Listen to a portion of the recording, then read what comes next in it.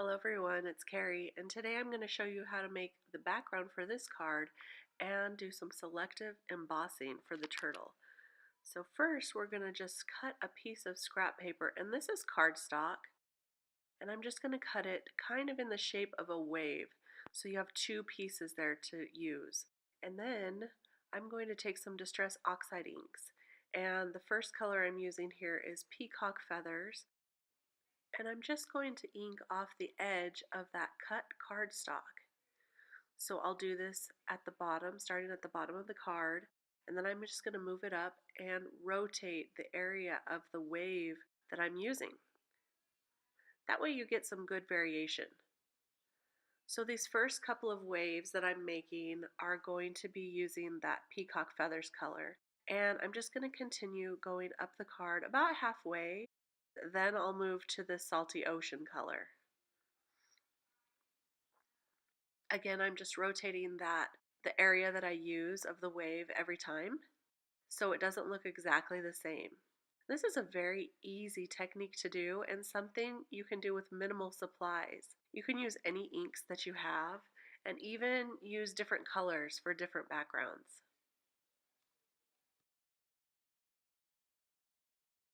So I am just finishing up the last one here, and then I'm going to just set this aside to dry.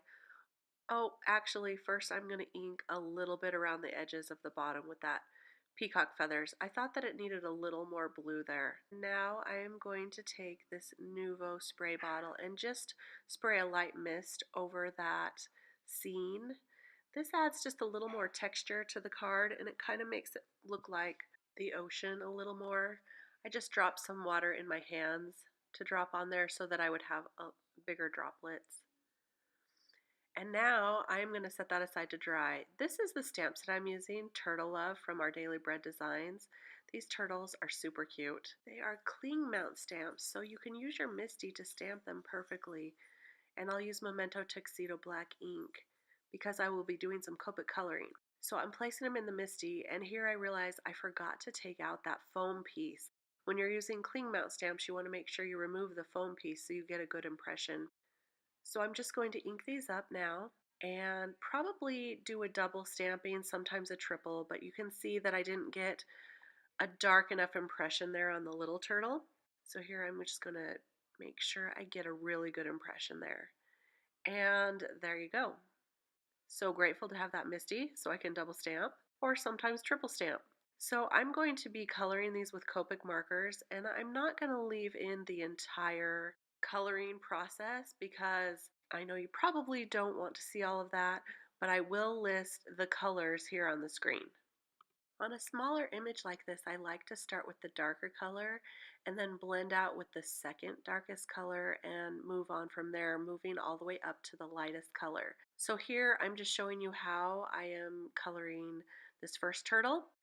And I'll show you how I also colored the shell. I treated each section as if it were domed, so the light source was in the center of each individual section. And so I'm just going to play a little music for you while you watch the coloring, and I'll be back when I'm finished.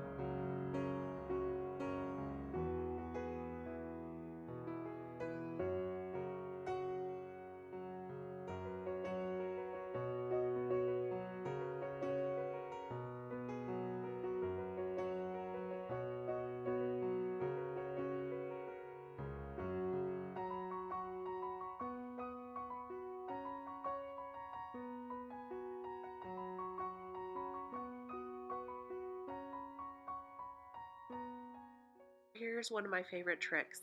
I saw some photos of turtles and they looked like they had golden lines in between their shells. So I thought, how about a little gold embossing powder, a Versamarker? So take a little embossing buddy bag here so that you don't get embossing powder where you don't want it. And then I just was testing it to make sure it wouldn't stick everywhere. And then take that marker and outline those lines. I'm using the small bullet tip point here, and it just creates such a beautiful look.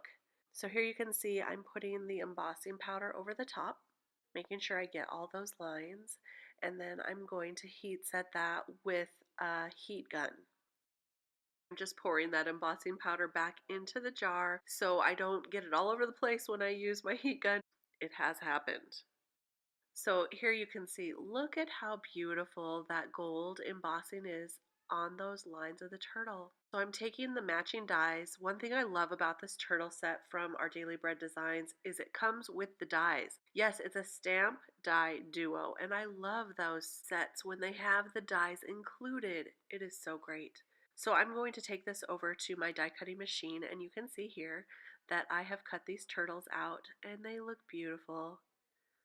I did do the embossing on both of those turtles. I just cut out the part where I showed you the small one. And now look at how great they look on that background we created.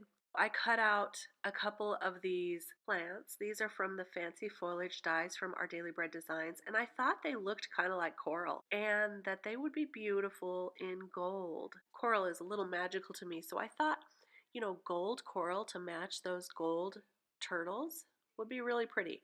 So here I have a Nuvo Clear Mark embossing pad, and this is just sticky ink. And I have covered one of them with that ink and then some gold embossing powder. You notice I used a little bit of that tape to push it into the Clear Mark ink pad. That's so I didn't get it all over my fingers. Just a little trick. So look at how pretty this looks when you heat emboss it. It's going to look great on that card. So I went ahead and did all of the other ones just the same way.